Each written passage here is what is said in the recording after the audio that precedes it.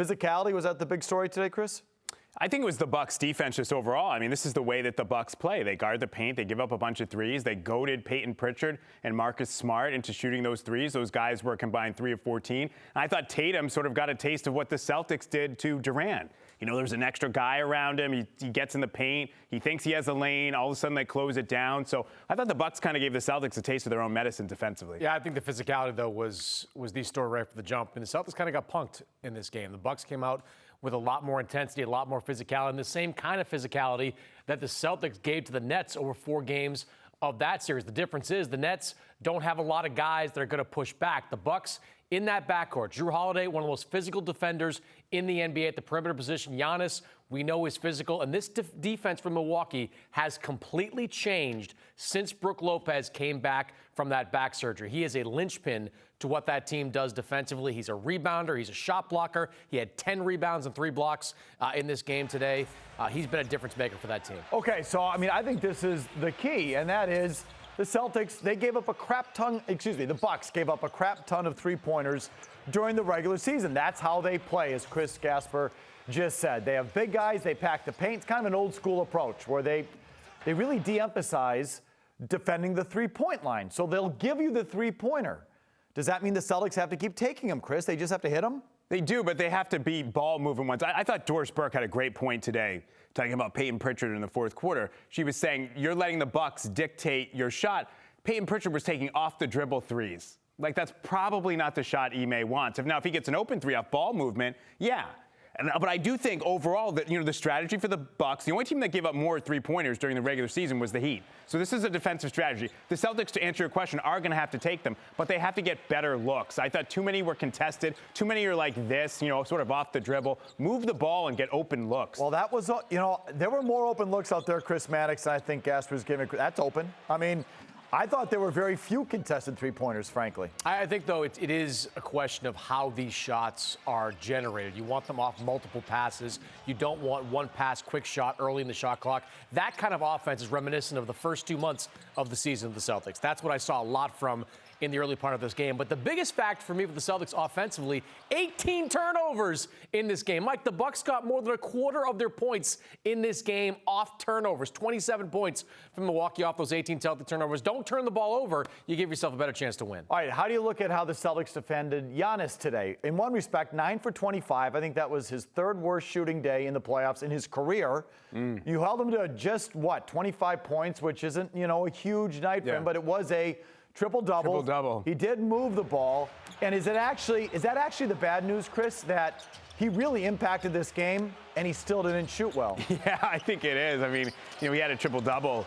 You look at it, and he was clearly the best player on the court. And, he wasn't always hitting all his free throws either today. So I thought defensively they did a pretty good job on Giannis. They did a good job of making it difficult for him. He made some difficult shots. I thought Robert Williams was pretty good at the rim as a deterrent to him. He missed a couple of layups I think he'd normally make because Williams was the last line of defense. I thought sort of one of the stories here is that the Bucks role guys outplayed the Celtics role guys, and Giannis outplayed. Your advantage in the series should be you have 2 stars, they have 1. Your 2 stars didn't show up today.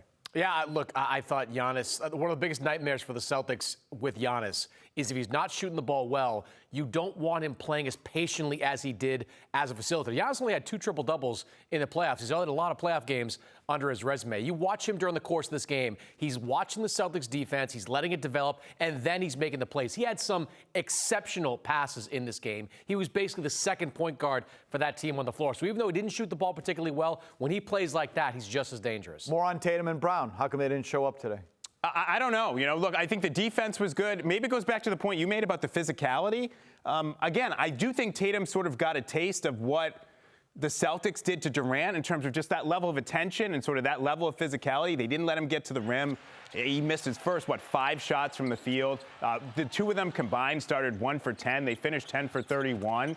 I just thought that the Bucks did a good job of making Brown and Tatum take the shots the Bucks wanted them to take. Yeah, with Brown, I wonder, is there any lingering effects from the hamstring injury coming off that? I'm sure he didn't practice all that much over the course of this week, and maybe there's something there. Tatum, though, I agree with the physicality part of this. He's also got to leave the referees alone. He can't be getting in the referee's face every single time he gets bumped. In the playoffs, you're going to get hit a lot. Jayson Tatum should know that by now. He has been to conference finals before. He's been deep in the playoffs. What I saw during this game was Jayson Tatum maybe engaging a little bit too much with the referees. When you do that, not only you're not going to get the call. It's not going to work if you keep going at the referees, but it's also going to get in your own head. The whole refereeing thing is such a problem for the team, for you fans out there, the whole thing. It's just, you people have gone way too far with it. It infects the team, it infects you, and I mean, it hurts you, but you all keep doing it, so I mean, there's nothing I can do about this now. It's part of the Celtics culture, and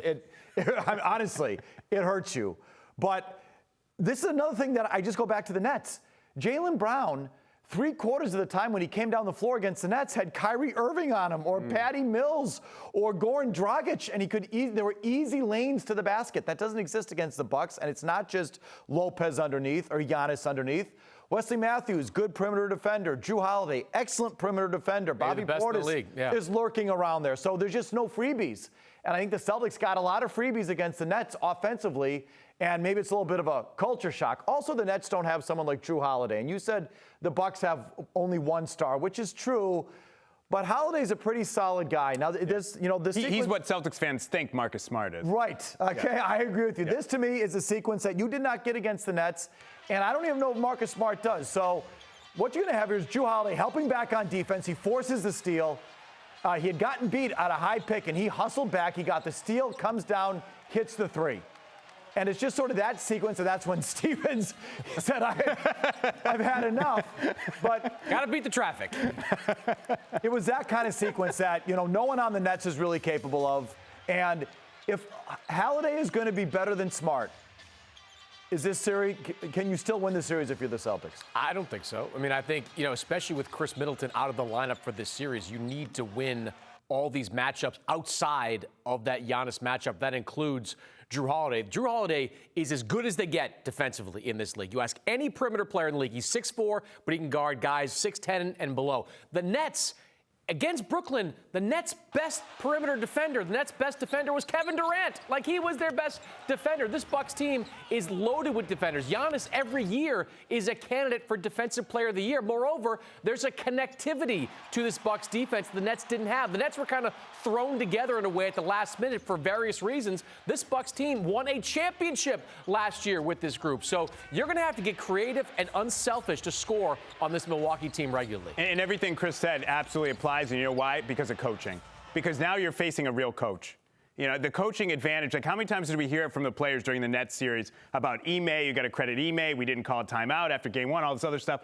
The connectivity, everything Chris is talking about comes from Budenholzer and his coaching staff, Darvin Ham, who should have a job now as a head coach in the NBA. You don't have that coaching advantage, the huge one you did in the first round, where you basically were playing a team with no culture and no commitment to defense. Absolutely. And you saw another thing the Bucks did is they picked up full court pressure, and they picked up the defense really high, in the half court. When they didn't go full court, they picked up the ball really high in the half court. That took the Celtics out of their sets.